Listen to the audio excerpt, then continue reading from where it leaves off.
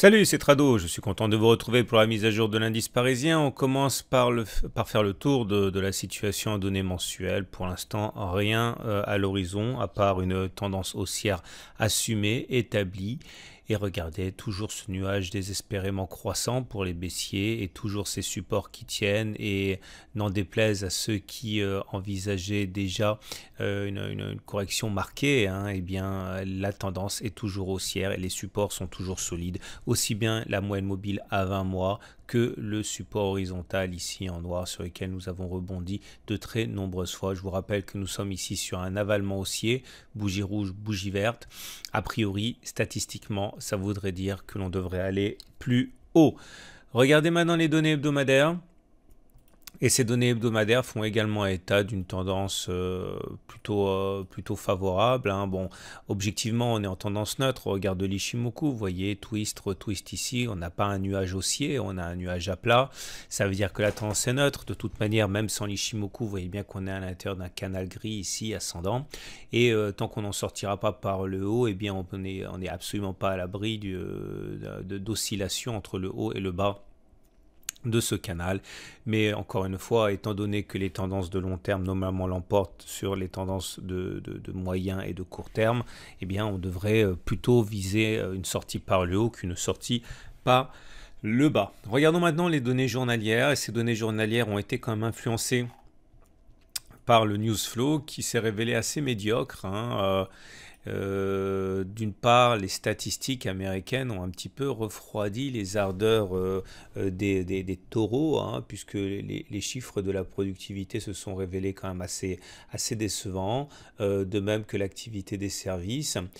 Et à cela s'ajoute qu'en France, eh bien, sur le plan purement technique, on s'est retrouvé face à des difficultés quand même évidentes sur le plan purement graphique, vous le voyez.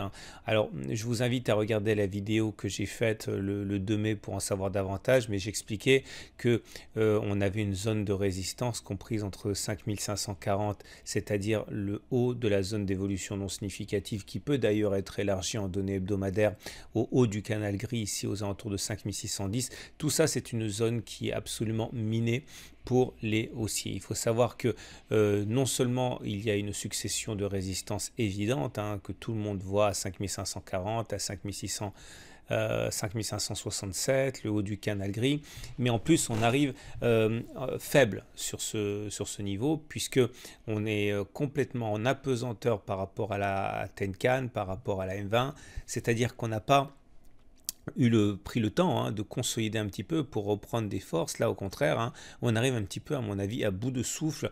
Et il faut vraiment se méfier de cette situation, parce que dans un contexte où le retour à la M20 doit être perçu comme une loi des reins, eh bien, on arrive affaibli sur ce nouveau front ici, et ça multiplie les chances, effectivement, d'avoir une consolidation. Alors, je vous propose d'ailleurs de regarder et de suivre de près le RSI, parce que le RSI, pour l'instant, il est à 70,9, autrement dit, on est à la limite de la zone de surachat.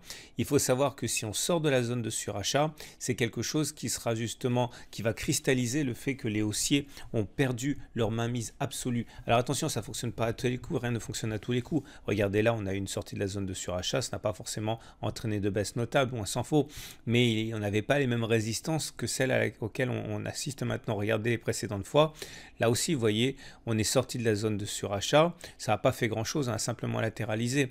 Mais par contre ici, le 6 novembre, on est sorti de la zone de surachat, on a perdu quand même un terrain assez conséquent. Alors on ne peut pas savoir ce qui va se produire, mais en tout cas il y a des éléments qu'il faut suivre, parce qu'ils augmentent la probabilité qu'il se passe quelque chose. Voilà comment il faut le prendre. De toute façon, l'analyse technique n'est pas une science exacte, vous le savez bien, ça nous aide à y voir un petit peu plus clair, mais il faut vraiment faire la synthèse de tous les éléments. Et là, en l'occurrence, l'arrivée sur une zone de perturbation aussi importante alors qu'on est à bout de souffle présente quand même des dangers, d'autant que là, les haussiers de moyen terme n'achètent plus, ils attendent une correction pour éventuellement rentrer sur la ligne de coup du double bottom ici, d'autres vont rentrer sur la M20, d'autres encore vont attendre que l'on revienne sur le nuage Ishimoku, la zone d'équilibre, on verra. Mais là, il faut savoir qu'il y a des chances pour que les baissiers aient plus de conviction dans leurs agissements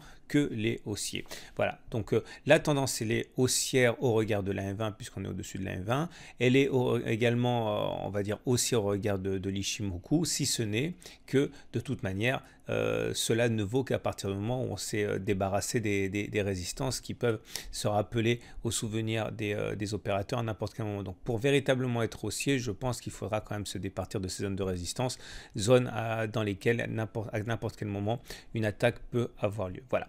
On va passer directement aux données horaires, hein, c'est-à-dire les données des traders. Donc voilà ce que j'ai pour demain. Je nettoie un petit peu le graphe et voilà. Donc, nous avons clairement ici vu les effets hein, des 5540 hein, pour bloquer les cours. Je considère qu'à partir des 5490, tant qu'on ne casse pas, eh bien, on peut envisager, c'est ce qu'on va faire sans doute VGT entre 5490 et 5524. En dessous de 5490, c'est 5457 pour moi.